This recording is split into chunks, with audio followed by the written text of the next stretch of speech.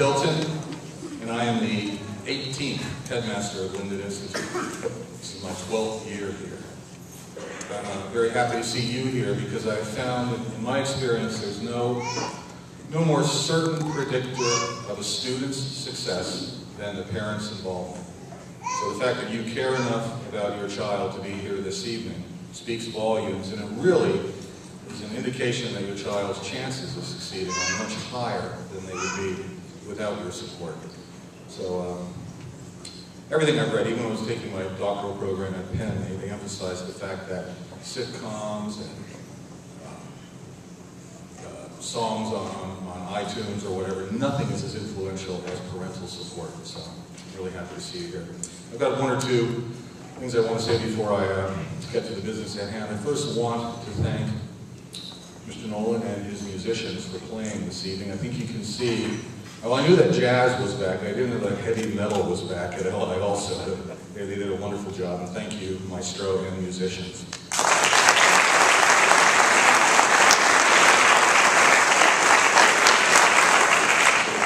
And then secondly, as you can probably hear, I myself am bucking a cold right now. I imagine some of you are under the weather. It's quite the weather. So we were really curious to see, between the weather to keep people away and the dinner to bring people in, how things would work out. And it looks like a fairly good turnout. I wanted you to know that the meal you enjoyed tonight is another indication of some of the things we're doing to bring agriculture back to Linden Institute, but a sustainable modern agriculture. We now have raised bed gardens and we're building greenhouses behind one of our dormitories on Center Street. The food you ate tonight was local food. The greens came from our gardens. The beef was organic beef from Mr. Parrish's Tamerlane Farm. So it's just one more step forward for us, working with the community to keep our students healthy and responsibly linked to their environment. I'd like to begin by telling you that in August, I complimented our teachers on 3 outstanding accomplishments. Of all of the established town academies and boarding schools in Vermont, Linden Institute was the only independent school that actually grew this past year. Now, I know there may be a couple of 1 or 2 student emotional growth schools that actually also grew, but of the ones that people know, the ones of any size or scale, the Department of Education report from January shows that only LI actually increased in size, and only by 10 students. But other schools, independent schools in Vermont, shrank by as many as 46 students. It's worth noting that more students than ever from New England and from outside New England choose us because of the environment that we enjoy here and the results that we achieve with our students. Secondly, I complimented them on their fiscal responsibility. You read in the paper about all sorts of cuts taking place in schools. We have not eliminated programs like instrumental music or the new agriculture program. We have not cut to the bone because we have been very, very careful financially. And I complimented our faculty on their fiscal responsibility, which led us to a small, positive bottom line. This bucks a statewide trend that has seen more and more Vermont schools plunging into deficit or debt and frantically cutting staff or cutting programs. We have not had to do that. I think you need to know that because this is a very healthy school financially, and we are able to support the programs that our students need.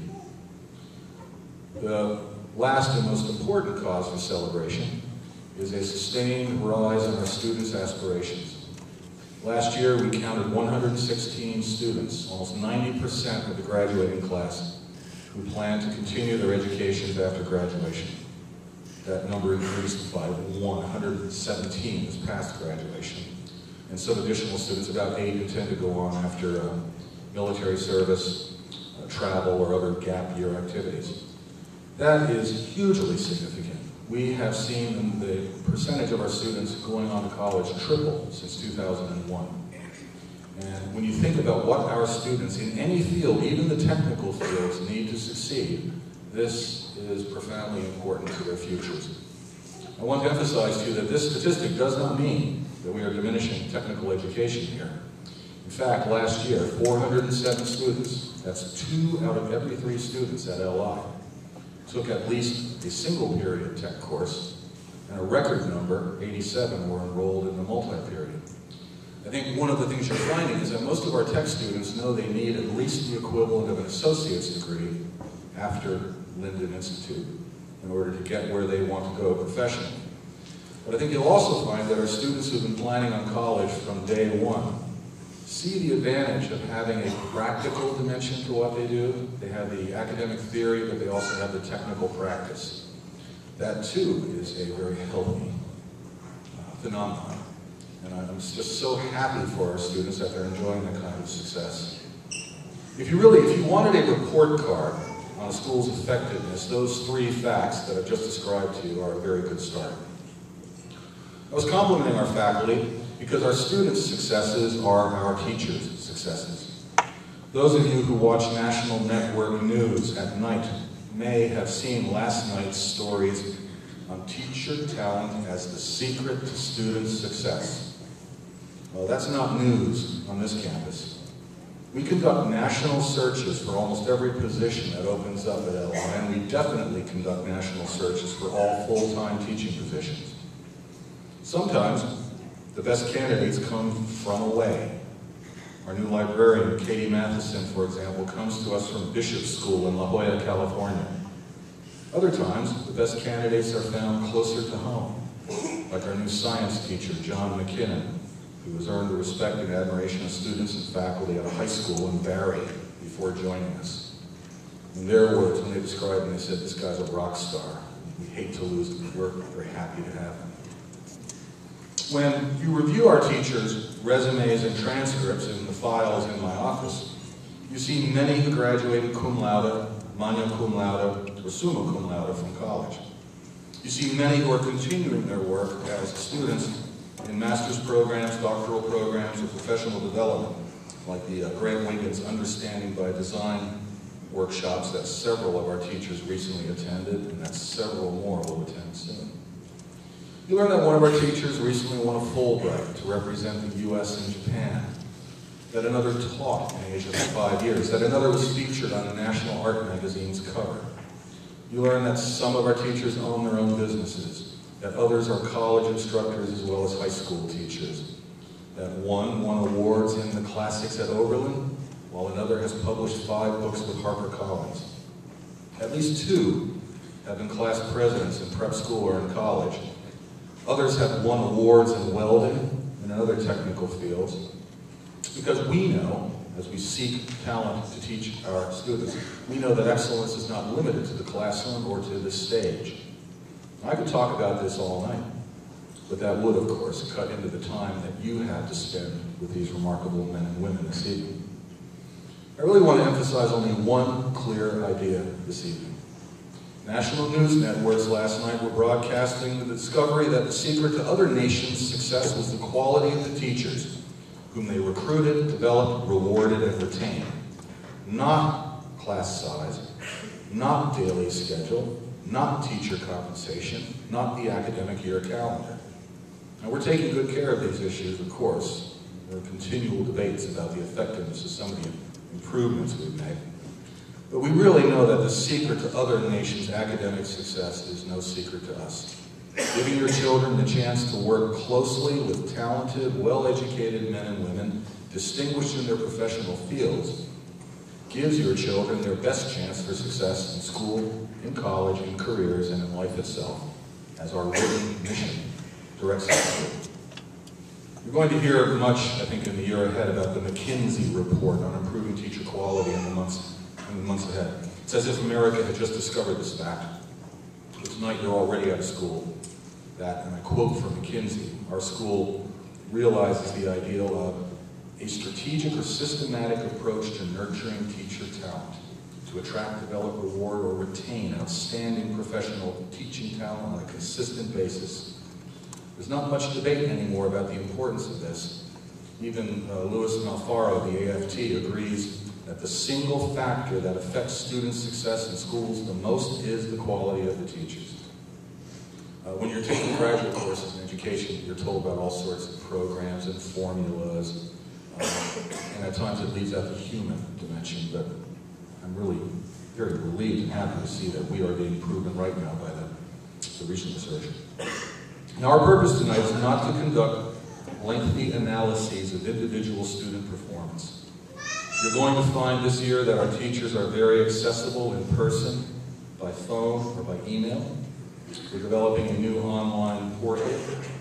It's not quite ready for prime time yet, but we're working with Whipple Hill to give you access as a parent to more information about your child's school, every day at the school. If you try to reach a teacher and your approaches seem ineffective, please do call the school's main number and ask for Mr. Norwood or for me. We'll help you find that teacher. Or go to the website. There's further information on our website. But tonight, we know you won't have time to do a complete, thorough, 20-minute analysis of your child's work in every class. We just want to be sure you get to know the teachers I've been describing, the teachers whose talent, professional preparation, and positive devotion to your child will be the foundation of your child's future success. We also hope that tonight you'll develop a sense of place and an awareness of the program that our teachers have developed to help your child make the most of personal interests, talents, abilities, and aspirations. Now, I'll be in my office just inside the 4 pillars. If you're not afraid of chest colds, come on in. My doors will be open. My door will be open, I think, usually. As you can ask the students, I try to keep my door open all the time if I'm not in a conference or out on the road. I most sincerely welcome you to stop in. I want you to have a great evening.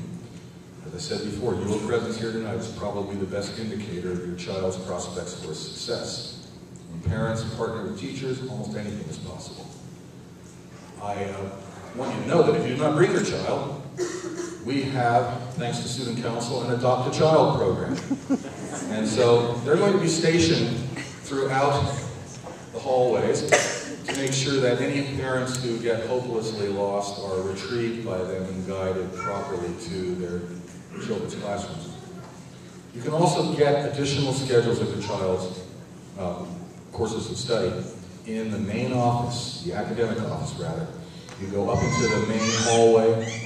As you leave the auditorium, when you go up into the main hallway, it's the first office on your left, just down the hall from my office. All of the Student Council students know where it is. I would encourage you, if you have a chance, to talk to them tonight. We are very, very proud of our students.